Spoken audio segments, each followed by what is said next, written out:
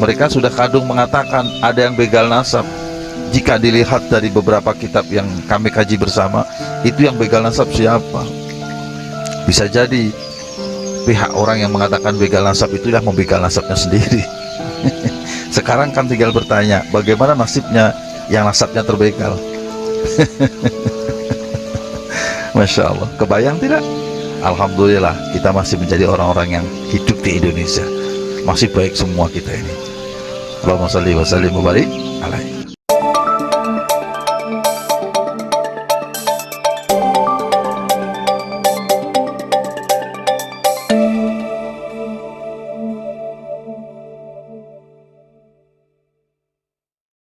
Kasihan saya.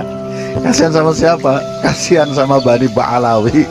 Semakin terpojok, semakin tersisih. Bahkan ada duriahnya yang sudah merasa benar-benar stres menurut saya, sehingga dia membuat sebuah skenario dalam ceramahnya bagaimana cara memulangkan dia ke negeri asalnya, yaitu di Yaman. Ya nggak usah saya sebutkan ya, ada banyak itu ceritanya di YouTube. Nggak usah diteruskan atulah ya. Kalau Akang maksa, maka saya kasih tahu, sebetulnya Bani Ba'alawi yang ada di Indonesia, para habaib itu diuntungkan oleh orang-orang Nahdiyin. Mereka dihormati, mereka dihargai, bahkan mereka dimuliakan di Indonesia selama ini. Betul tidak? Bahkan diuntungkan pula dengan kemarin Kutraswala kita kumpul di pesantren Benda Kerep yang memutuskan bahwasanya silsilah Ba'alawi adalah mukhtalafun fih. Sangat diuntungkan mereka dengan kalimat mukhtalafun fih. Kalau ikhtilaf berarti bisa iya bisa tidak kan? Kenapa demikian? Sebab beberapa ulama dunia itu di Mesir dari tahun 2009 itu, di Yaman, di Yordania pun beberapa ulama sudah mengatakan bahwasanya silsilah Ba'alawi sampai ke Rasulullah batal. Lah kita masih mukhtalafun fih. Enak toh? Ya, untung saja kemarin itu ketika kita kumpul di Benda Kerep, kita tidak buka kitab Al-Ghuror. Wow, kalau kita buka kitab Al-Ghuror, makin tidak masuk akal tentang silsilah Ba'alawi sampai ke Rasulullah Muhammad Sallallahu Alaihi Wasallam. Ini nggak masuk akalnya di mana? Bayangkan, pada halaman 115 di dalam kitab tersebut, penentuan nasab Ba'alawi sampai ke Rasulullah itu hanya ditentukan melalui mimpi. Yang mimpi siapa? Lalu disebutkan juga di kitab tersebut di halaman 108 bahwasanya ada seorang ulama namanya Syekh Abdullah bin Alwi bin Faqih Muqaddam.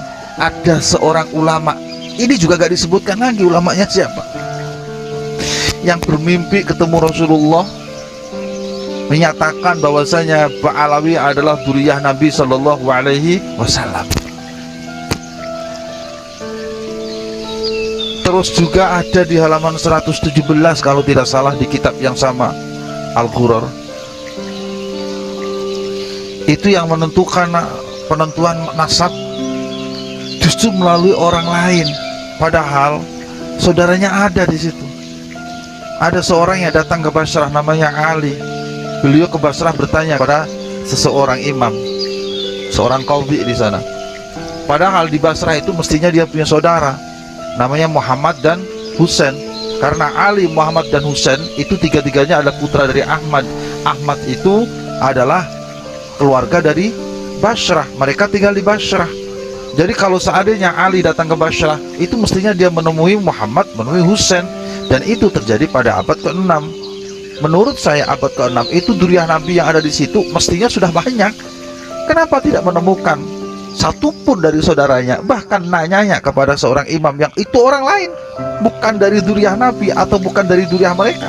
Jadi sesuatu yang menurut saya Mestinya tidak ada, diadakan di kitab Al-Ghurar itu. Dan sampai anak Kang boleh baca nanti kitab ini, itu yang menulisnya justru dari Bani Ba'alawi sendiri.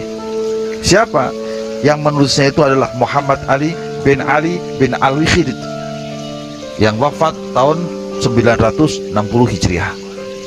Ditulis oleh keluarganya sendiri, mengaku sebagai dzurriyyah Nabi sendiri, tapi cerita dalam kitabnya tidak ada satupun yang bisa diterima oleh akal sehat.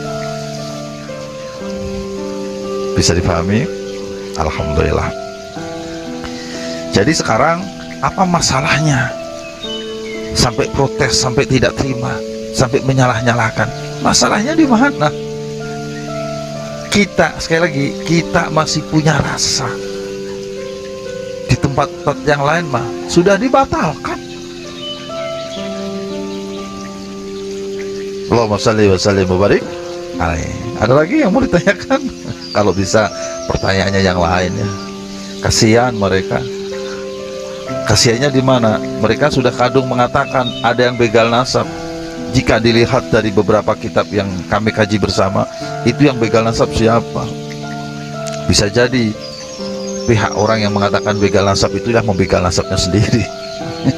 Sekarang kan tinggal bertanya, bagaimana nasibnya yang nasabnya terbegal? Masya Allah, kebayang tidak?